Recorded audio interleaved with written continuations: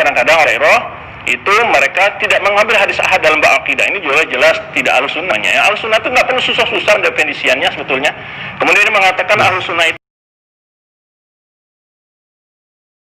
kadang-kadang roh itu mereka tidak mengambil hadis ahad dalam bab akidah. Ini juga jelas tidak ahlus sunnahnya. Ya, ahlus sunnah itu nggak perlu susah-susah definisiannya sebetulnya. Kemudian dia mengatakan ahlus sunnah itu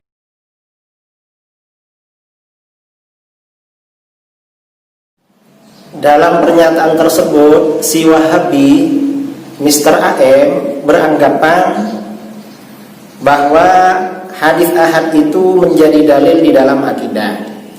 Dan yang menolak hadis ahad di dalam akidah katanya keluar dari Ahlus Sunnah wal Jamaah. Ini jelas salah. Anggapan Mr. AM si Wahabi ini salah. Mengapa? Justru pendapat mayoritas ulama sejak generasi sahabat, tabi'in, dan generasi sesudahnya dari kalangan ahli hadis, mayoritas mereka berpandangan bahwa hadis ahad itu tidak menjadi hujjah di dalam urusan akidah. Karena itu Imam Nawawi dalam Syarah Muslim juz 1 halaman 131 beliau mengatakan, wa amma khabarul wahid fahuwa ma lam yujad fihi syurutul mutawatiri sawa'un kana ar-rawi lahu wahidan aw akthar wa ikhtulifa fi hukmihi falladhi alayhi jamaahirul muslimin minas sahabah wat tabi'in faman ba'dahum minal muhaddithin wal fuqaha wa ashabil usul anna khabaral wahid thiqah hujjatun min hujajish syar'i yalzamul 'amalu biha wa yufidul dhanna wa la yufidul ilma. Hadis ahad yaitu hadis yang tidak memenuhi kriteria mutawatir, baik rawinya satu jalur atau lebih, dan hukumnya diperselisihkan. Maka pendapat mayoritas kaum muslimin sejak generasi sahabat, tabi'in, dan sesudahnya dari kalangan ahli hadis, para fuqaha, ahli usul, hadis ahad itu menjadi hujjah yang harus diamalkan dan memberikan faedah yang sifatnya dhanni, sangkaan kuat, wala yufidul ilma, dan tidak memberikan faedah ilmu, tidak memberikan faedah yang meyakinkan. Karenanya tidak bisa menjadi hujjah di dalam urusan akidah. Nah, ini ada kitab namanya Al-Faqih wal Mutafaqih, karangan Al-Imam Al-Khatib Al-Baghdadi. Ini termasuk kitab mustalah hadis periode awal. Beliau wafat tahun 463. Dalam kitab ini juz 1 halaman 132 beliau menulis babul qaul fima yuraddu bihi khabarul wahid. Bab penjelasan tentang sesuatu yang menyebabkan tertolaknya hadis ahad. Nah, ini artinya apa? Hadis ahad itu dapat ditolak. Kata beliau, wa idza rawat thiqatul ma'mun khabaran muttasilal isnad rudda bi umur.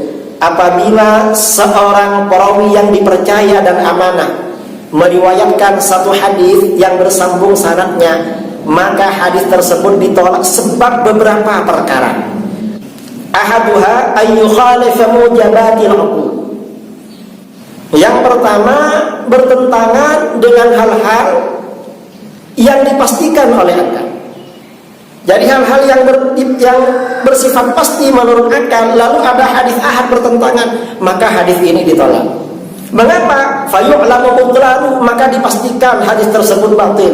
Li'anna syar'a innama yaridu bimujawwazatil uqul wa amma bi khilafil uquli fala. Mengapa? Karena syarak ini datang dengan hal-hal yang dapat diterima dengan akal. Kalau ada hadis ahad lalu berbeda dengan akal, tidak bisa diterima dengan akal, maka tidak bisa diterima.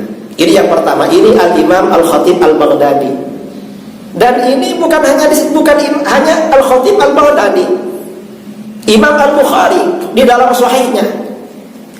Ini seperti diterangkan oleh Al-Hafidz Ibnu Hajar di dalam Fathul Bari juz 13 halaman 231. Al-Hafidz Ibnu Hajar, Imam Bukhari menulis Babu ma jaa fi ijazati khabaril wahidis saduq fil adhani was salati was shaumi wal fara'id wal ahkam.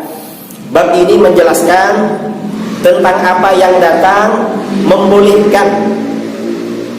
membolehkan hadis ahad yang dipercaya berkenaan dengan hukum azan, sholat, puasa, faraid atau warisan dan hukum-hukum. Ini hadis ahad. Nah, kata Al-Hafidz Ibnu Hajar ketika menulis syarah terhadap hadis ini, kata beliau, mengapa hadis ahad diterima dalam hal itu? Imam Bukhari menyebutkan begitu, liyu'lama innama huwa fil amaliyat la fil i'tiqadiyat. Ini agar diketahui bahwa hadis ahad itu menjadi hujjah dalam hukum-hukum yang bersifat amali, hukum-hukum fikih, bukan di dalam hal-hal yang berkaitan dengan akidah. Ini saudara-saudara, mengapa demikian? Ini berlaku sejak masa sahabat. Sejak masa sahabat, mayoritas sahabat, banyak para sahabat meralat hadis-hadis yang diriwayatkan oleh sahabat yang lain. Sayyidah Aisyah radhiyallahu anha menolak hadis yang diriwayatkan oleh Umar bin Al-Khattab dan putranya Abdullah bin Umar. Beliau juga menolak hadis yang diriwayatkan oleh Abu Hurairah, dan sahabat-sahabat yang lain juga melakukan hal yang sama. Hadis ahad. Ini hadis ahad. Hadis-hadisnya banyak diriwayatkan. Penolakan itu diriwayatkan dalam Sahih Bukhari, Muslim, Abu Dawud dan hadis-hadis yang lain. Karenanya Anda ini dengan pendapat bahwa kalau menolak hadis ahad berarti keluar dari Ahlus Sunnah wal Jamaah, pernyataan Anda ini berbahaya.